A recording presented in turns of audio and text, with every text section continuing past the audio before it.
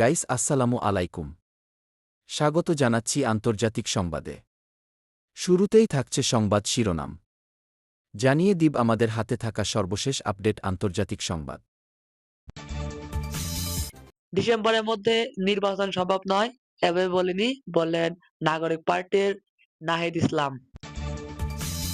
একটি আন্তর্জাতিক মিডিয়ায় নিজের দেওয়া সাক্ষাৎকারের প্রসঙ্গে জাতীয় নাগরিক পার্টির আহ্বায়ক নাহিদ ইসলাম বলেছেন, ডিসেম্বরের মধ্যে নির্বাচন সম্ভব নয়। এভাবে বলেছি পুলিশ যে লাজুক অবস্থায় আছে, সেই অবস্থা থেকে নির্বাচন সম্ভব না। আমরা নির্বাচনের জন্য মানসিকভাবে প্রস্তুত রয়েছি। ৭ মার্চ শুক্রবার বিকালে জাতীয় নাগরিক কমিটির কার্যালয়ে এক সম্মেলনে তিনি এসব কথা বলেন। নাহিদ ইসলাম বলেন, রয়টার্সের ইন্টারভিউতে মিসকোট হয়েছে। আমি বলেছিলাম যে আমাদের আর্থিক বিষয়ে সমাজের যে সচ্ছল মানুষ বা শুভাকাঙ্ক্ষী রয়েছেন, তারা মূলত আমাদের সহযোগিতা করে।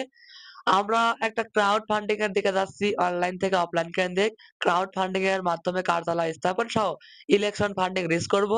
বিভিন্ন গণমাধ্যমে এটা নিয়ে ভুল তথ্য এসেছে, এটা সংশোধনের জন্য অনুরোধ থাকবে।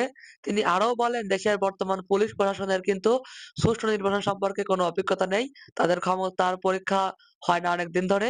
তাদের ক্ষমতার প্রশিক্ষণ নেওয়া উচিত।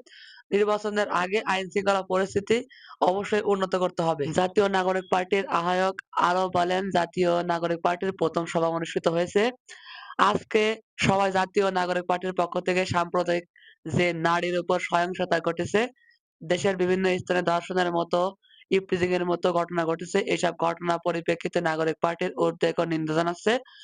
অন্তর্বর্তী সরকারের প্রতি আমরা আহ্বান জানাচ্ছি, জনপরিসরে নারী নিরাপত্তা নিশ্চিত করতে হবে। সেজন্য সরকারের কঠোর ব্যবস্থা গ্রহণ করতে হবে, যাতে করে নারী নিপীড়নকারীদের যথাযথ বিচারের আওতায় আনা হয়।